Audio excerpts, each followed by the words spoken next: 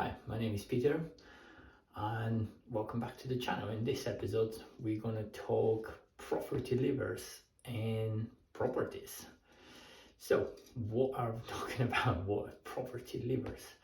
So, these are the four ways we could actually make money in properties, regardless what strategy, whether you're doing buy-to-let, service accommodation, HMO, commercial, it doesn't matter what you're doing.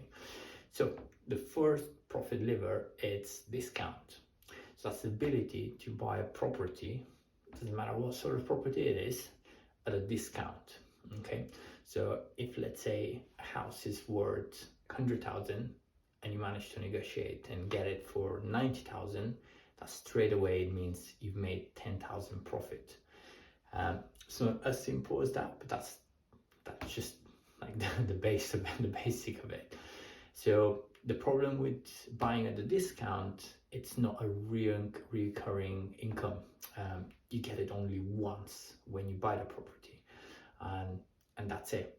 So in our opinion, discount, it is important. We try to always to get a discount, but if I know the property works, if I know it's an area that it would do my cash flow and matches my number, I'd rather have it than not have it, regardless whether there is a discount or not. Now, second profit lever, it's cash flow. So that's your recurring monthly income from that property. So base case, you bought property, you put it on a buy-to-let mortgage and you have tenants. Those tenants pay you monthly rent. Once you deduct your expenses, such as mortgage, agency fees, voids, maintenance, and so on, what's left, that's your income from that property on a monthly basis. It's your cash flow, that's recurring month in, month out. Okay, so that's way more important than the discount because it comes again and again and again and again and again. Okay, now the third property lever, which we use in properties, it's, you guessed it, capital appreciation.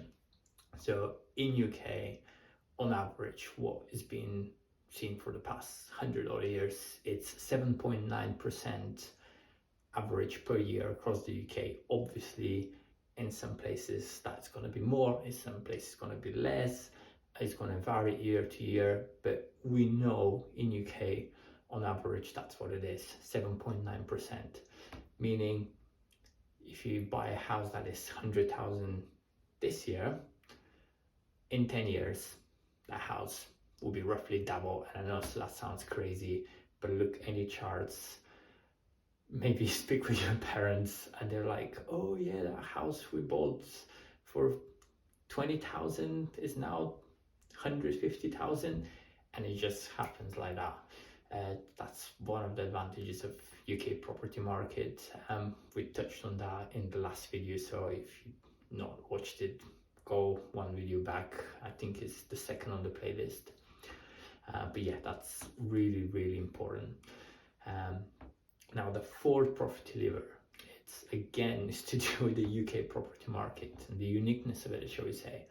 It's the ability to refinance. Now, I know here we take it for granted almost, but there are actually a lot of countries where you cannot refinance. It's not an option. The banks do not do that.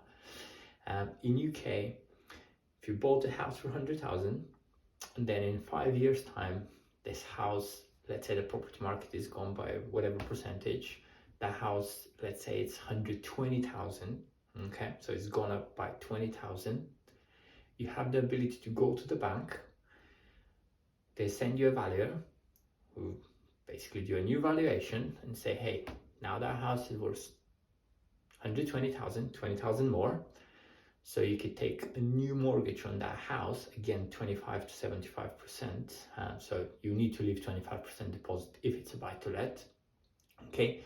But the difference, you could pull it out, okay? So that's money that you can take. And the great thing about that, it's if it's actually in your name, which might be better, might not be, not an accountant, but if it's in your name, that's tax-free as well.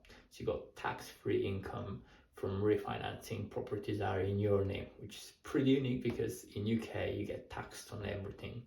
So that's one way you can actually get money out of properties tax-free. So these are the 4 levers. Just to recap, so we got discount, which is unfortunately only once. That's why we don't count on it that much. We love it, but it's not top priority.